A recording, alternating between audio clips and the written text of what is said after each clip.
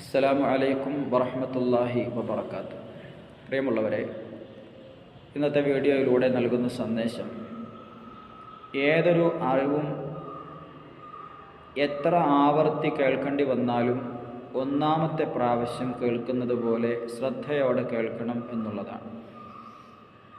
Sir Isaac Newton നമ്മളിൽ അധികം ആളുകളും കേട്ടു പരിചയമുള്ള പാഠപുസ്തകങ്ങളിൽ പഠിപ്പിക്കപ്പെടുന്ന വിശ്വവിഖ്യാതനായ ഒരു ശാസ്ത്രജ്ഞനാണ്.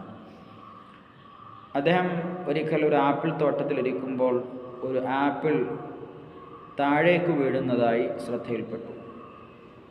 അദ്ദേഹം ചിന്തിച്ചു, ആ ചെടിയിൽ നിന്ന് വേർപെട്ട ആ ആപ്പിൾ എന്തുകൊണ്ട് താഴേക്ക് വീണു, മുകളിലേക്കത് പോയില്ല. ഈ ചിന്ത പിന്നീട് ഗവേഷണമായി മാറി. ഗവേഷണത്തിൻ്റെ പര്യവസാനം അദ്ദേഹം ലോകത്തോട് വിളിച്ചു പറഞ്ഞു, ഭൂഗുരുത്വാകർഷണ ബലം എന്ന സിദ്ധാന്തം. അതായത് ഭൂമി ഓരോ വസ്തുക്കളെയും ആകർഷിക്കുന്നു എന്നുള്ള സിദ്ധാന്തം. ഈ സിദ്ധാന്തം ലോകത്തിന് അദ്ദേഹം സമർപ്പിച്ചത് തൻ്റെ 23-ാമത്തെ വയസ്സിലാണ് എന്നുള്ളതാണ്. 23 വയസ്സുവരെയും അദ്ദേഹം അനേകം വസ്തുക്കൾ താഴേക്ക് വീഴുന്നതായി കണ്ടിട്ടുണ്ട്, ശ്രദ്ധിച്ചിട്ടുണ്ട്. പക്ഷേ 23 വർഷം വരെയും ചിന്തിക്കാത്ത ചിന്ത ഉടലെടുക്കുകയും അത് ഗവേഷണമായി മാറുകയും ലോകത്തിന് വലിയൊരു സിദ്ധാന്തം അദ്ദേഹം 23-ാമത്തെ വയസ്സിൽ സമ്മാനിക്കുകയും ചെയ്തു.